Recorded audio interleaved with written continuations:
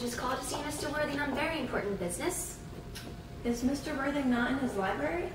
Mr. Worthing went over in the direction of the rectory some time ago. Oh, well, pray show the lady in. Yes, miss. Mr. Worthing is sure to be back soon, and can you bring tea? Yes, miss. Miss Fairfax.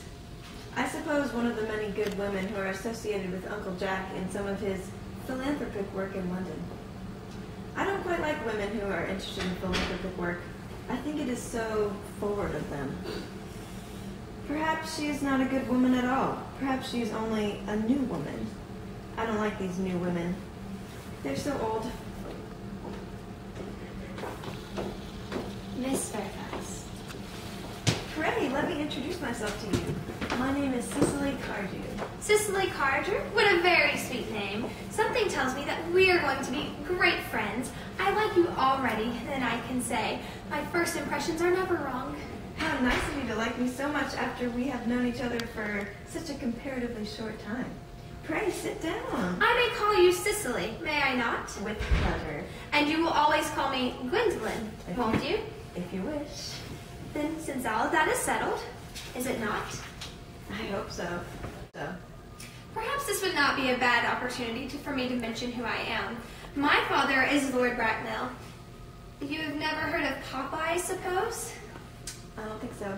Outside of the family circle of Papa, I'm glad to say it's entirely known. I think that is quite as it should be. The home seems to be the proper sphere for the man, and certainly once a man begins to neglect his domestic duties, he becomes painfully effeminate. Does he not? And I don't like that. It makes men so very attractive. Mama, whose views on education are remarkably strict, has brought me up to be extremely short-sighted. It is part of her system. So, do you mind my looking at you through my glasses? Not at all, Gwendolen. I am very fond of being looked at.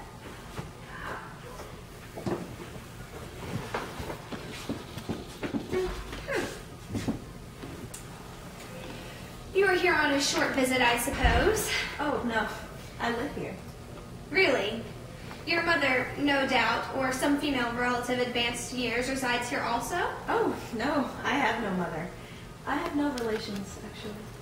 Indeed? My dear guardian, with the assistance of Miss Prism, has the arduous tasks of looking after me. Your guardian? Yes, I am Mr. Worthing's ward. Oh, that is strange. He never mentioned to me that he had a ward. How secretive of him. He grows more and more interesting hourly. I'm not sure, however, that the news inspires me with feelings of unmixed delight. I am very fond of you, Cecily. I have liked you ever since I met you, but I am bound to state that now I know that you are Mr. Worthing's ward. I cannot help expressing the wish that you were, well, just a little older than you seem to be, and not quite so very, alluring in appearance. In fact, may I speak candidly? Pray do. I think that whenever one has anything unpleasant to say, one should always be quite candid. Well, to speak candidly, Cecily, I wish that you were a full 35 and more than usually plain for your age. Ernest has a strong, upright nature. He is the very soul of truth and honor. But even the men of the noblest possible moral character are extremely susceptible to the influence of the physical charms of others. I beg your pardon. Did you say Ernest? Yes. Oh, but it is not Mr. Ernest Worthing who is my guardian. It is his brother, his elder brother. Ernest never mentioned to me that he had a brother. I'm sorry to say they have not been on good terms for a long time. Oh, that accounts for it. And now that I think of it, I have never heard him mention any of his brother. The subject seems distasteful to so many men. Cecily, you must have lifted a load from my mind. It was growing almost anxious. It would have been terrible if any cloud had come across a friendship like ours, would it not? Of course, you are quite sure that it is not Mr. Ernest Worthing who is your guardian? Quite sure. In fact, I'm going to be his. I beg your pardon? Dearest Gwendolen, there is no reason why I should make any secret to you. Our little county newspaper is sure to chronicle the fact next week. Mr. Ernest and I are going to be married. My darling Cecily, I think there must be some slight error. Mr. Ernest Worthington is engaged to me. The announcement will appear in the Morning Post on Saturday at the latest. I'm afraid you are under some misconception. Ernest proposed to me exactly 10 minutes ago.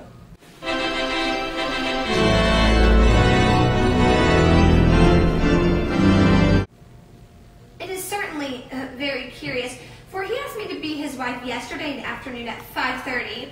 If you would care to verify the incident, pray do you so. I never travel without my diary. One should always have something sensational to read in the train.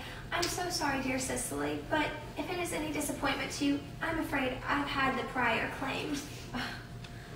Well, it would distress me more than I can tell you, dear Gwendolen, if it caused you any mental or physical anguish, but I feel bound to point out that since Ernest proposed to you, he has clearly changed his mind.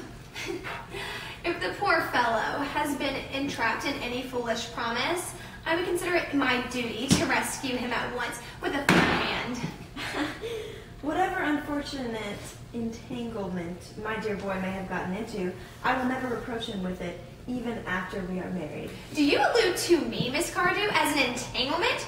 You're presumptuous. On an occasion of this kind, it becomes more than a moral duty to speak of one's mind. It becomes a pleasure.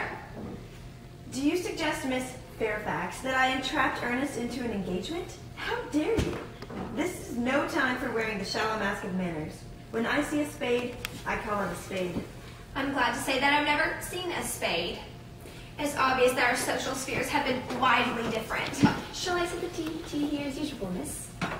Yes, as usual. Quite a charming room this is of yours, Miss Cardew. Oh, so glad you like it, Miss Fairfax. I had no idea there was anything approaching good taste in more remote country districts. It's quite a surprise to me. I'm afraid you judge of the country from what one sees in town. I believe most London houses are extremely vulgar. I suppose they do dazzle in a rural mind.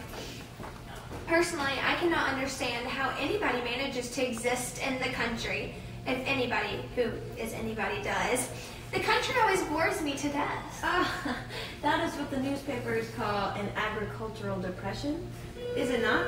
I believe the aristocracy are suffering very much from it at present.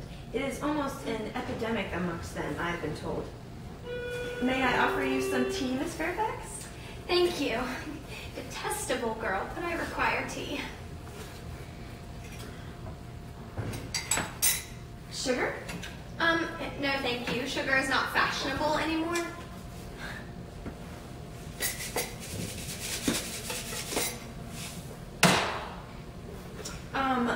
Cake or bread and butter? Bread and butter, please. Cake is rarely seen at the best houses nowadays. Hand this to Miss Fairfax. Yes, miss. That'll do, Miriam. Yes, miss.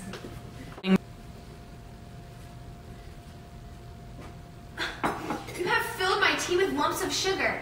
And though I asked you most distinctly for bread and butter, you have given me cake. I am known for the gentleness of my disposition and the extraordinary sweetness of my nature, but I warn you, Miss Cardew, you may go too far. To save my poor, innocent, trusting boy from the machinations of any other girl, there are no lengths to which I would not go. From the moment I saw you, I distrusted you.